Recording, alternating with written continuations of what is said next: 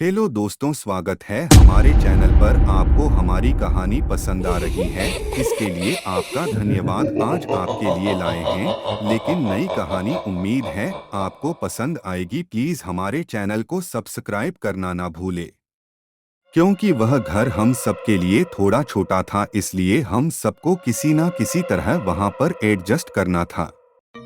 दादी ने सबके लिए इंतजाम कर रखे थे। उन्होंने बच्चों को कड़ी हिदायत दी कि कोई भी बिना माँ बाप के झील पर घूमने नहीं जाएगा। 2-3 दिन बहुत ही आराम से गुजर गए। बच्चों को उस बंगले में मजा आ रहा था। हालांकि रात को उन्हें वहां थोड़ा डर लगता था, क्योंकि उन दोनों को बाहर हॉल में सोना पड़ता था। दादी की तबीयत दिन पर दिन खराब होती जा रही थी। हम सब बस यही दुआ कर रहे थे कि वह आराम से इस दुनिया को अलविदा कह सकें और उनकी जो भी ख्वाहिश है उसे हम उनके रहते पूरा कर पाएं।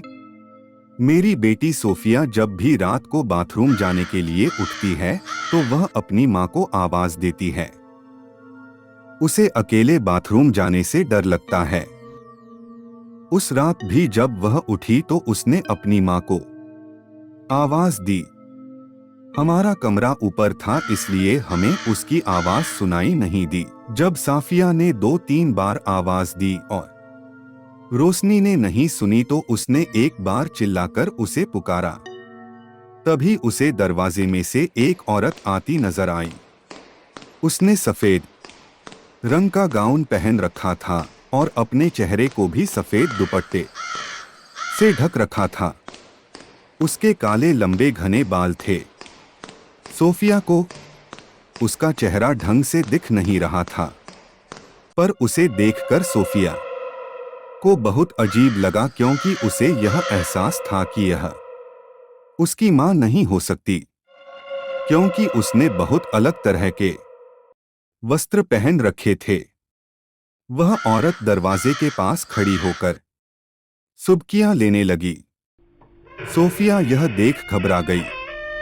वह उठकर उसके पास पहुंची। जैसे ही वह उस औरत के नजदीक गई, उस औरत ने अपने हाथों से अपने चेहरे पर ढके दुपट्टे को हटा दिया। उसके चेहरे को देखते ही सोफिया घबरा गई। वह फर्श पर गिर गई। फिर वह भागकर अपने पलंग पर चढ़ गई और अपने आप को चद्दर से ढक लिया और खूब तेज चिल्लाने लगी। सोफिया के चिल्लाने की आवाज से हम सब उठ गए। मैं और रोशनी भागते हुए नीचे आए तो देखा कि सोफिया अपने आप को चद्दर से ढक रखा था और बुरी तरह से कांप रही थी। हमारे बहुत कहने के बाद उसने चद्दर हटाई और अपनी मां से लिपट कर रोने लगी। थोड़ी देर बाद जब वह शांत हुई तब हमने उससे पूछा तो उसने सब कुछ हमें बताया। हमने थोड़ा सोचा और उसके बाद हमें ऐसा लगा कि शायद उसने कोई सपना देखा था।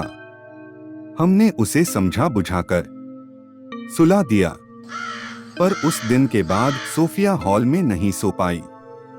वह हमारे साथ ही उस छोटे कमरे में नीचे फर्श पर बिस्तर बनाकर सो जाती थी। अब मेरा बेटा राहुल अकेले ही हॉल में सोने लगा।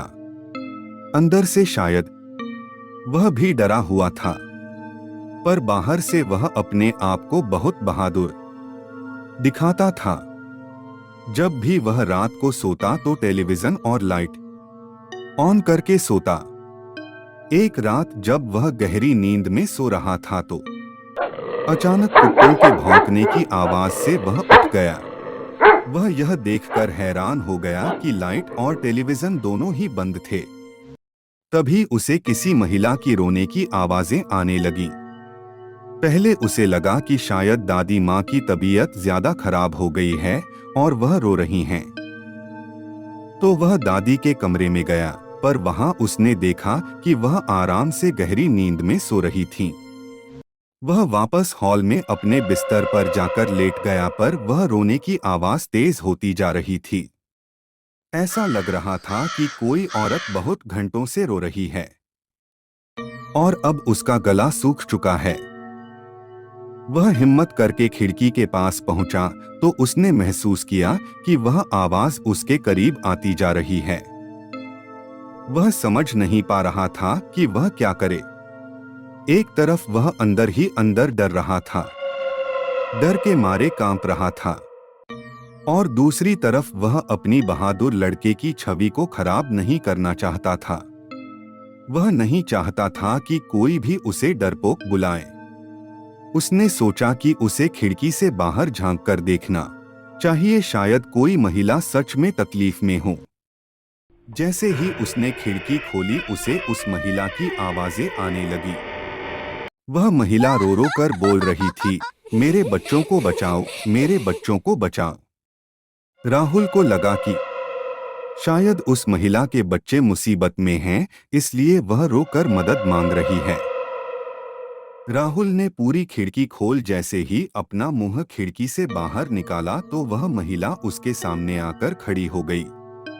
उसके भयानक स्वरूप को देखकर राहुल बुरी तरह डर गया और डर के मारे कांपने लगा। तभी उस महिला के अजीब से कंकाल के समान दिखने वाले हाथों ने राहुल के हाथ को कसकर जकड़ लिया। अब राहुल के पसीने छूट गए। वह कांपते हुए जोर से चीखा। उसके चीखते ही उस औरत रूपी चुड़ैल की पकड़ कमजोर हो गई और राहुल ने उससे झटके से अपना हाथ छुड़ा लिया और सरपट दौड़कर हमारे कमरे में आ गया। उसने आकर जोर से मुझे हिलाया। मैं घबराकर उठा तो वह इतनी बुरी तरह कांप रहा था कि उससे बोला ही नहीं जा रहा था। वह हांफते हुए नीचे की तरफ इशारा कर रहा था। तब तक रोशनी भी उठ गई। हम दोनों उसे लेकर नीचे पहुंचे पर वहां कुछ नहीं था। राहुल अब थोड़ा डरा डरा सा रहने लगा। वह अकेले कहीं भी घर में जाने से डरता था। बच्चों की ऐसी हालत देख मैं और रोशनी थोड़ा परेशान हो गए। हमने अपने माता पिता को सब कुछ बताया। मेरे माता पिता भी थोड़ा परेशान हुए पर हम यह बात दादी को नहीं बता सकते थे। उनके इस अंतिम समय में हम सब उन्हें छोड़कर नहीं जा सकते थे। इसलिए हमने फैसला किया कि अब सब बच्चे हमारे ही कमरे में सोएंगे। एक दिन मेरी पत्नी रोशनी ने हमारे बेटे सोनू को पालने में खिड़की के पास लेटा रखा था। वह कमरे में कुछ काम कर रही थी। मैं नीचे हॉल में कुछ काम कर रहा था कि अचानक मुझे किसी महिला के रोने की आवाज सुनाई पड़ी। मैं उठकर किचन की तरफ गया तो वह आवाज और तेज हो गई। मैंने रोशनी को आवाज लगाई। रोशनी दौड़कर मेरे पास आई। मैंने उसे वह आवाज सुनने को कहा। उसने जब ध्यान से सुना तो उसे भी किसी महिला के रोने की आवाजें आ रही थी, पर अब वह आवाज हमसे दूर होती प्रतीत हो रही थी और धीरे धीरे वह आवाज आनी बंद हो गई। तभी अचानक हमें अपने छोटे बेटे और सोनू के बहुत तेज रोने की आवाजें सुनाई दी। हम बेसुध हो उस तरफ भागे। जैसे ही हमने कमरे का दरवाजा खोला तो सामने का दृश्य देख हमारा कलेजा मुंह को आ गया। हमारे बेटे के पालने के नजदीक एक परछाई दिखाई पड़ी। उस परछाई ने सफेद रंग का गाउन पहन रखा था और उसका चेहरा भी सफेद रंग के दुपट्टे से ढका हुआ था।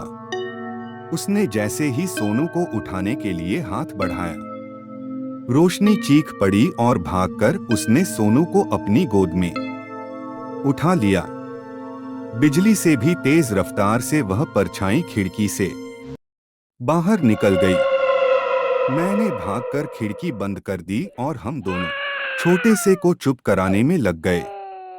अब यह बात साफ हो चुकी थी कि उस घर में किसी न किसी परछाई का साया था और जो कुछ भी सोफिया और राहुल ने हमें बताया वह सच था।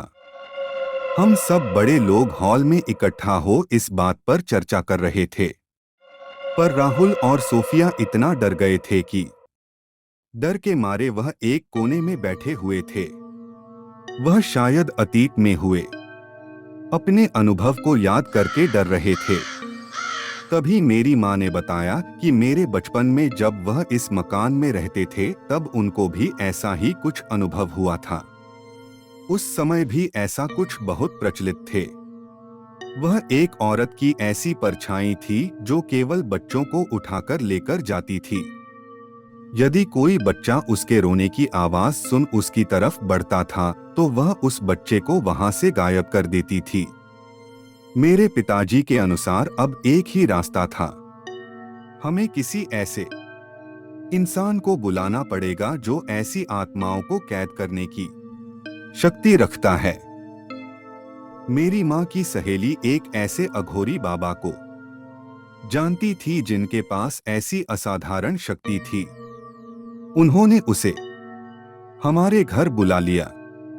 जब वह अघोरी बाबा हमारे घर आए तो उन्हें देख हम सब कुछ वक्त के लिए डर गए। उनका हुलिया ही कुछ ऐसा था। उनके गले में धातु की बनी नर मुंड की माला लटकी थी, हाथ में चिमटा, कान में कुंडल और पूरे शरीर पर राख मल रखी थी। यह अघोरी बाबा पराशक्तियों को अपने वश में करने के लिए बहुत प्रसिद्ध थे। सब कुछ सुनने के बाद उन्होंने वहां एक छोटी सी तांत्रिक पूजा करने का उपाय सुझाया। उस पूजा में कुछ असाधारण सामान की आवश्यकता पड़ने वाली थी, जिसे देखकर शायद बच्चे डर जाएं। इसलिए बच्चों को दादी के कमरे में बैठा दिया गया। कुछ समय में उन्होंने अपना सारा सामान लगा लिया और तंत्र मंत्र विद्या प्रारंभ कर दी। लगभग 1 घंटे के तंत्र मंत्र के बाद वहां एक अजीब सी शक्ति का एहसास होने लगा। हम सब डरकर एक दूसरे का हाथ पकड़ रहे। तभी हमने देखा कि वह बाबा किसी अनदेखी शक्ति से बात कर रहे हैं। उन्होंने उस शक्ति को कई बार अपने पास बुलाने की कोशिश करी, पर वह नहीं आई। तब उन्होंने एक बहुत ही शक्तिशाली मंत्र का उपयोग किया। तभी बिजली से भी तेज रफ्तार से एक परछाई उनके सामने आकर खड़ी हो गई। वह परछाई जोर जोर से चीख रही थी। हम सब उसे देख डर से कांपने लगे। उस बाबा ने उस परछाई को एक बोतल में आने को कहा, पर जब वह परछाई नहीं मानी तो उन्होंने एक मंत्र का उच्चारण किया जिससे वह परछाई तड़पने लगी और घर में इधर उधर दौड़ने लगी। हम सब ने अपने आप को एक चद्दर के नीचे छुपा लिया। फिर उस बाबा ने अपने मंत्रों का उच्चारण और जोर से करना प्रारंभ कर दिया। कुछ समय बाद वह परछाई उस बोतल में कैद हो गई। उसकी बोतल में कैद होते ही मानो एक सन्नाटा छा गया। ऐसा लगा जैसे बहुत तेज तूफान आया हो और अब सब थम गया हो। अघोरी बाबा ने हमें बताया कि अब सब कुछ सही हो गया है। अब वह परछाई हमें कभी भी परेशान नहीं करेगी। कुछ दिनों बाद दादी भी इस दुनिया से चली गईं। हमने वह बोतल घर के एक कमरे में छुपा कर रख दी और कमरे को बाहर से लॉक कर दिया ताकि कोई भी कमरे में अंदर जा ना सके और वह परछाई उसे बोतल से आजाद ना हो सके। बहुत साल हो चुके हैं। वह अच्छाई आज भी इंतजार कर रहे हैं कि कोई आए उसे कमरे में और उसे बोतल से आजाद करें।